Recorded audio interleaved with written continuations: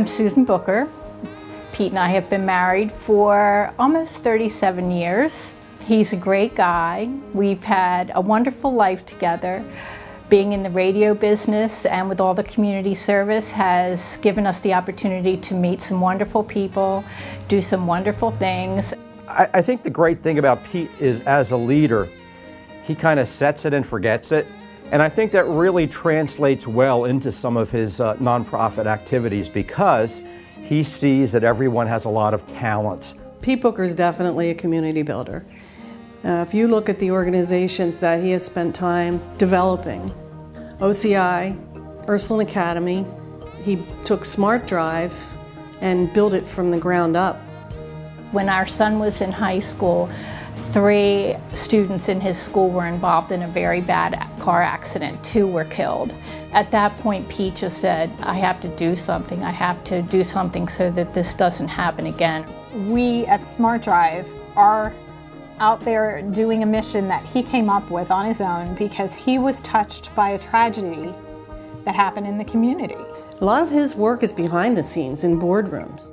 At OCI, for him to be chairman of the board and just fighting all the way for people with disabilities to get what they need and what they deserve, that was his style. That was what he stood for. But he was also a highly strategic person. He knew that we needed to keep marching in a certain direction, and he made sure that we did that. There were some times when we had to make some pretty courageous decisions, such as looking at OCI merging with ServiceSource, and Pete had us evaluate the options very thoroughly, and it turned out to be a great process that had a great result, which was the merger with ServiceSource, which allowed OCI to have a much more robust and abundant future than I think we would have. And I credit all that to Pete Booker's foresight. I told you the story about this great Rotary project, and that was the Can Do Playground. It's a specially designed and equipped playground to allow children of all abilities to come together, to learn, to play, to laugh. It's pretty common knowledge that people with disabilities don't always have a voice, and Pete gave them a voice. One thing that I've always really appreciated about my dad is his ability to do more in a week than most people can accomplish in a month. He's 24/7. It's not like he has hours, because everything mixes in. It's not always easy to find a lot of different things that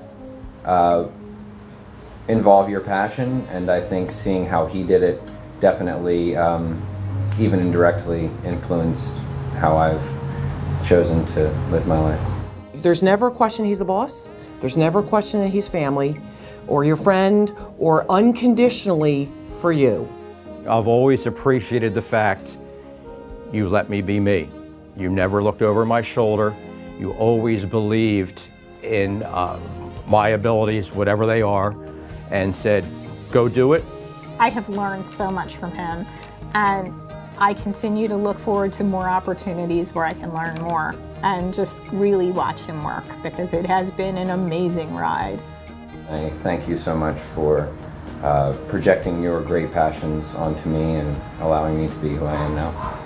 Pete, thank you so much for caring like you do for people in this community. And thank you for all that you do to make sure that their lives are better. And thanks for being such a great friend. It's a real honor to be able to say, yep, I know Pete Booker. He's got a big heart. I'm really glad that you're winning the Founders Award this year. You are so deserving of it for everything you do for the community and also for us. We love you, and we really appreciate everything you do.